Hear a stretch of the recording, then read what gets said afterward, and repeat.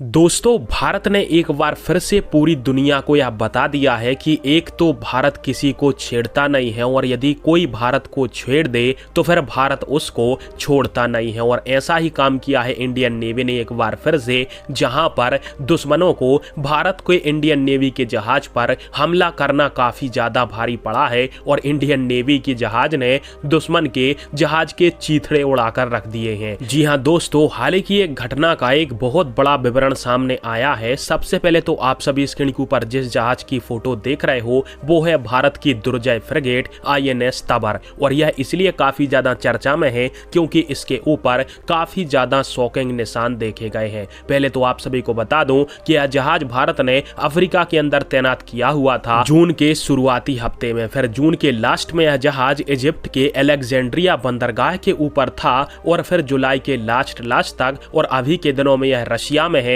जहां पर रूस के साथ एक युद्धाभ्यास में इसने पार्ट लिया है। परंतु इसी युद्धाभ्यास के दौरान इस जहाज की कुछ फोटो आई हैं जिसने सबको हैरान कर दिया है। दरअसल पहले भी इस जहाज के ऊपर 2 ड्रोन को मार गिराने वाले सिग्नल दिखाई दिए थे, जिनकी फोटो आप सभी देख सकते हो। ये 2 प्रकार के पैच हैं जो कि इस जहाज के ऊपर लगे हुए हैं, जो कि दर्शाते हैं कि इस जहाज ने 2 ड्रोनों को मार गिराया है। पर अब की बार इस जहाज के ऊपर इसी प्रकार का एक और निशान लगा है जो कि एक जहाज को दर्शाता है, जो यह बताता है कि इस जहाज का मुकाबला किसी और देश के जहाज या फिर किसी अन्य जहाज के साथ हुआ है, जिसमें इस जहाज ने उस जहाज को नष्ट कर दिया है। और ये बात मैंने आपको पहले ही बताई थी कि जो हूतियों ने 2 ड्रोनों से इस जहाज के ऊपर हमला किया है, हूतियों की वो सबसे बड़ी गलती है, क्योंकि यह जो हमारा INS तबर है वो ब्रह्मोस मिसाइल से लैस है और एक छोटी सी भी गलती हूती हो या फिर अन्य कोई पायरेट्स हो उनको बहुत बड़ी भारी पड़ सकती है।